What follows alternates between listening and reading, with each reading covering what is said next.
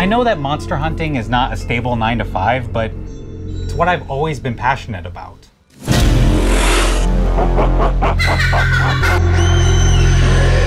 Hey Fandroids, I am here with Sreejith Nair, who is the creator, let's see, I'm going to give everything, writer, producer, star, you've got someone else directing, pilot called Marriage and Monsters, which is currently on Indiegogo, and it's a horror comedy.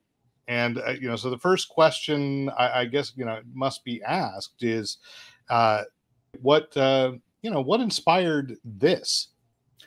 Yeah, so I have had a never-ending fascination with monsters my entire life. I mean, even like I'm creating special effects for film and TV right now, and so I've been inspired by monsters my entire life. Like I grew up loving like Godzilla movies, Jurassic Park, King Kong, the Universal monsters, and it's gotten to the point where like non-human monster characters speak to me more than human characters do, because most of the time when you look at a monster story, it's always about a creature who is outcasted by the world, and I always found that very relatable, and that's like what has kept me going throughout my whole career. And horror and monster content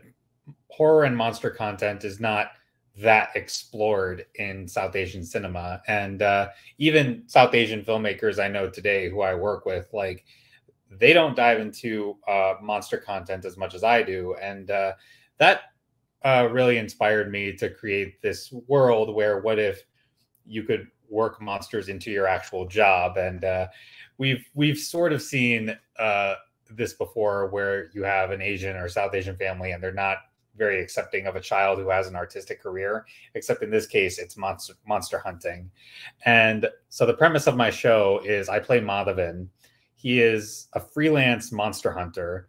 And like any traditional Asian family, they're not very accepting of his career. Like there's no money in monster hunting. And so they force him into an arranged marriage with this pharmacist, Mira. And the whole show is about them building their arranged marriage while in this supernatural world of fighting monsters together. And it's funny, it's scary, it's got a lot of crazy adventures, but it's also at its core a romance, because it's about these two people who are married but they don't fully know each other yet. So how do they build that relationship over the course of facing these creatures together? And it's been a lot of fun shooting this so far, and yeah, as we're just trying to raise money to finish it off. I love the concept and how far, obviously there's a lot in a trailer, and then in a follow-up video you've talked about where the money in the Indiegogo's gonna go, and it's still paying for actors and still shooting some scenes. So how much of the pilot, let's say without special effects, is actually done? We've been able to shoot a good part of it, like that basically like tell the story. We've made just enough to make a trailer, but we've still have yet to include a lot of the scenes that require special effects. And another thing too about this show that I've always wanted to do is like I love CGI. Don't get me wrong. I mean, I use CGI on like my previous film, which had dinosaurs in it. But what I've really wanted to do with this show is to bring back this love of practical effects. Like I love the Universal monsters. I love the old school Godzilla movies. And so all of the monsters we're going to have in this show are going to be creatures that you actually see with prosthetics, with actual makeup. And so a lot of those scenes we have yet to shoot. The actual literal monster part of it. So yeah. And yeah, for this show, it's like we want to feature all kinds of monsters with vampires, werewolves, goblins. We want to pay homage to like all the stuff that we loved in the 80s, like Poltergeist or It or Gremlins. And yeah, we've shot just enough to like make the trailer and to at least kind of tell our story, but we still have a lot of post-production to do. We want to go to film festivals and hopefully get this distributed to make a series. Yes, and I love that you're going with practical effects. I think you and I we talked at WonderCon this last year. We Yeah, met yeah, there, and you were talking about that, and that got me, so excited because CG has its place, but I love just everything, things being physical again yeah. and tangible. So you mentioned many of the monsters. You've taught yourself this make the practical effects, right? Because when you started on your first film, you weren't the special effects person, but now you are.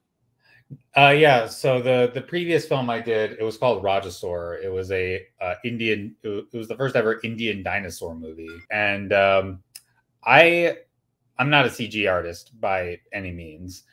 So Connor Thomas from Dead Cow Studios, he did the VFX on my film, and he had to teach me a lot about how visual effects with a dinosaur actually works. And I look forward to doing another movie with dinosaurs and giant monsters and CG creatures. But for this one more particularly, like, our monsters in this series are characters, and for characters who have their own arcs and their own motivations and their own emotions, you need the actors for that. So and I really wanted to play into the whole, like, these are not just beasts that we have to fight, these are like actual creatures that we have to talk to and reason with. And that leads us into a lot of like cool comedic territory where it's like, how do you negotiate with a vampire? How do you negotiate with there is a scene in that right? There's a scene where you and your wife are holding the vampire down and arguing, and it's the best of sitcom, but I've never seen it that way in a horror comedy. I'm used to the Addams Family, the Munsters completely siding with the monster side, and this is an interesting twist. She gets up. You can't hold her by yourself. You are an idiot. I'm an idiot.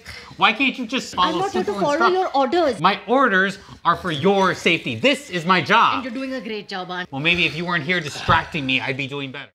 Yeah, that scene was completely improv, by the way. Oh, really? Yeah, because I was yeah, it wasn't scripted. Honestly, it's like we were choreographing this fight. We had this moment where my wife and I pinned this vampire down, and we were all just kind of like, how funny would it be if we just stopped the fight because me and my wife just start bickering. And Athra Rajiv, who plays my wife in this, she's a great improviser, and it was just so funny. And I just love the look on the vampire's face, played by the great Almania Narula. Just like, are we gonna keep fighting, or like? Yeah. I love that. I mean, it's a great excerpt. That kind of sold. I mean, I was already sold, but that scene went, yeah, I got to see what this entire story is. And you've mentioned, you'll use vampires, werewolves, monsters that that in the United States we're familiar with. Is this also an opportunity you're going to bring in mythology from South Asia? Most definitely. And then that's one of the things that like motivated me to do this, because like there's so much Indian and Hindu South Asian mythology that has never been explored in American media, that it's like I would love to bring light into this series, to where it's like yeah, like, and it's also part of like my character's arc too. Like, he's so used to fighting like very generic things that you would see in like an old 80s movies like Gremlins, or something you would see in Ghostbusters or Candyman or something. But it's like throughout the arc of the show, he has to kind of step up his game, because now he's facing creatures that he's not prepared for, particularly ones from Indian mythology. And we have such a wide range of like Rakshasas and demons and creatures from Indian folklore that if this gets off the ground, we totally want to explore. Well, thank you for the rabbit hole that I'm about to go into to explore those things. So yeah, you're going to go on the film circuit, and I guess before we wrap this up, I do want to ask, who is, if you have to choose a favorite monster, which one is it? So can we break this down into like criteria? Are we talking about like giant monsters, or like monsters? Oh, good point. So do we say who's your favorite kaiju? Favorite kaiju? That's one. Yeah. Everybody wants to say that Godzilla is like the top tier kaiju, which I don't disagree with, but I stand by Godzilla would not exist without King Kong, so I'm going to go for King Kong.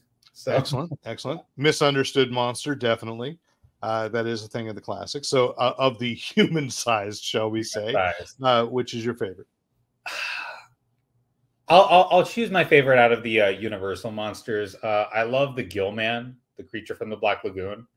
I very much sympathize with him for being like the last of his species, and he's like just trying to find some form of connection. So yeah, the creature from the Black Lagoon, he's my favorite. I hope he makes a comeback soon. I've heard rumor that is happening, but I'm not sure where that actually is. I try to keep on top of those because I love the Universal monsters most as well. Yeah, especially the old ones. I've gotten to the point where I don't know if I believe rumors anymore.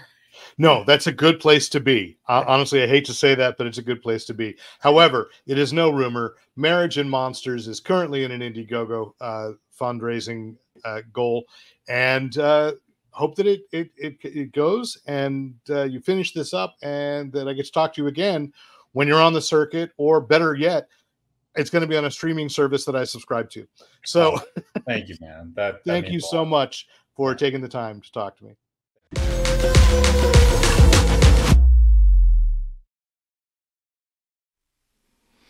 Thank you for watching. Please be sure to creepily caress the subscribe button to be sure you don't miss out on any ghoulish gifts from the Fanboy Planet Crypt. And who knows?